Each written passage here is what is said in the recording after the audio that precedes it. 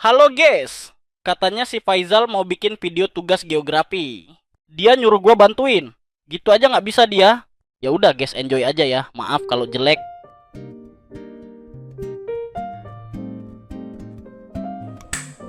Nah, jadi teman-teman, hari ini kita akan membahas salah satu komponen penting dalam lingkungan geosfer, yaitu litosfer.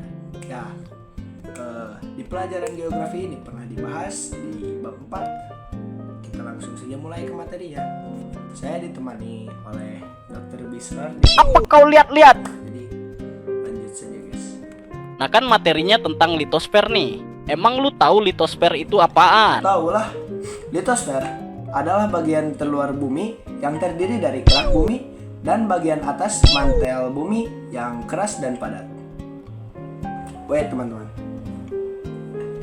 Ya, jadi litosfer terdiri dari 3 macam. Bukan 3 macam sih, lebih dari 3 lapisan, yaitu lapisan pertama yaitu inti bumi, lapisan kedua mantel bumi, dan yang terakhir kerak bumi. Nah, inti bumi ini terbagi menjadi 2 bagian, yaitu inti luar dan inti dalam. Inti luar bersifat cair dan sangat panas, sedangkan inti dalam bersifat padat karena tekanan yang sangat tinggi. Kedua lapisan ini menjadi sumber utama medan magnet bumi. Nah, saya juga punya fun fact guys. Yang ke-1, yaitu inti bumi lebih panas dari permukaan matahari karena suhu inti bumi diperkirakan mencapai 5.500 derajat Celcius sampai 6.000 derajat Celcius, hampir setara atau bahkan lebih panas dari permukaan matahari yang hanya sekitar 5.500 Celcius. Nah, yang kedua, yaitu kita belum pernah melihat langsung inti bumi. Meskipun teknologi manusia sudah sangat canggih, tidak ada satupun alat buatan manusia yang pernah mencapai inti bumi. Ya, karena inti bumi sangat dalam. Sangat susah untuk kita mencapai ke dalam itu. Semua informasi kita tentangnya hanya berdasarkan gelombang seismik dan model ilmiah.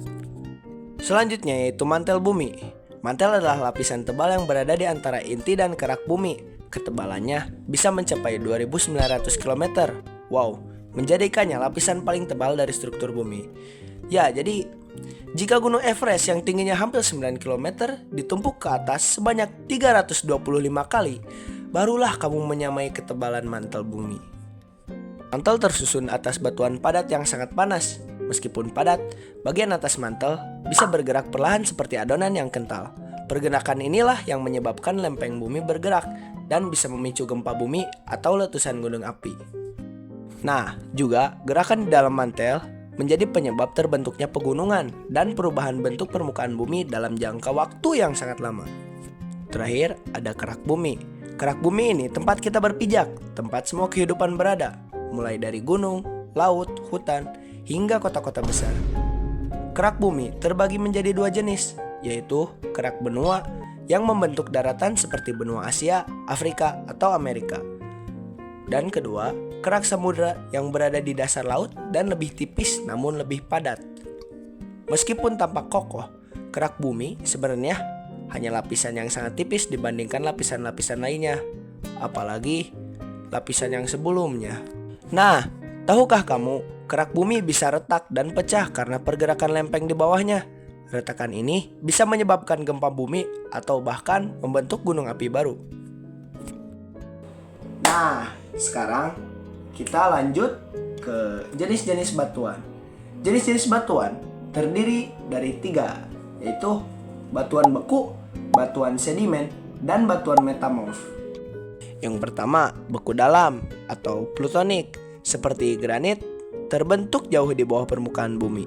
Yang kedua, beku gang atau korok, terbentuk di sela-sela kerak, seperti porfiri. Yang terakhir, beku luar atau efusif, terbentuk di permukaan bumi seperti riolit dan basalt. Selanjutnya kita ke batuan sedimen. Batuan sedimen terdiri dari klastik, yaitu hasil erosi seperti breksi dan konglomerat. Dan kedua, kimiawi, yaitu larutan yang mengendap seperti gipsum. Yang ketiga yaitu organik, dari sisa makhluk hidup seperti batu bara. Yang terakhir ada batuan metamorf. Batuan metamorf mengalami perubahan bentuk karena tekanan dan suhu tinggi. Teksturnya bisa kristaloblastik, ya seperti itulah bacanya, atau relik. Contohnya adalah marmer dan sekis.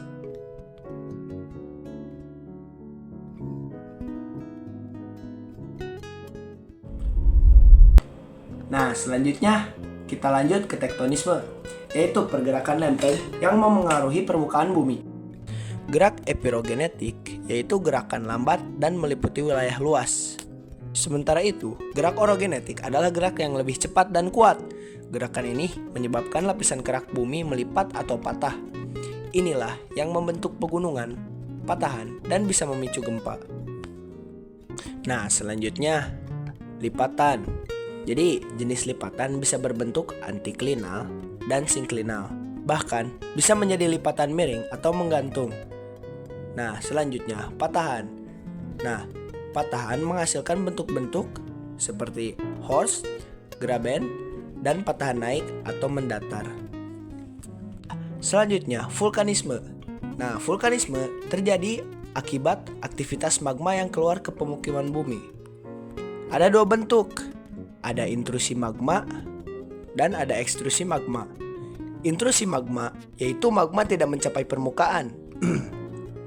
Sedangkan ekstrusi magma yaitu magma keluar sebagai lava, lahar, eflata, dan gas. Nah, ada yang namanya mitigasi bencana, yaitu serangkaian upaya untuk mengurangi risiko atau dampak yang ditimbulkan. Serangkaian upaya yang mengurangi risiko atau dampak yang ditimbulkan oleh suatu bencana, baik melalui pembangunan fisik maupun melalui penyadaran dan peningkatan kemampuan menghadapi ancaman bencana. Nah, upaya ini bertujuan untuk mengurangi atau menghilangkan dampak negatif bencana terhadap manusia dan lingkungan. Karena gunung berapi sangat berbahaya, mitigasi bencana ini sangat penting. Selanjutnya, yaitu kita bahas seisme, yaitu gerakan di permukaan bumi akibat energi dari dalam. Nah, kita bahas jenis-jenis gempa. Ya, yang pertama ada gempa tektonik, yang kedua ada gempa vulkanik, yang ketiga ada gempa runtuhan, dan yang terakhir ada gempa tumbukan. Nah, dampak gempa bisa besar seperti tsunami Aceh pada tahun 2004. Nah, disitulah pentingnya mitigasi. Nah, upaya mitigasi di sana yaitu berlindung, evakuasi cepat, dan tidak panik. Nah, baik segitu saja dari saya tentang litosfer. Nah, videonya udah selesai. Terima kasih buat yang udah nonton.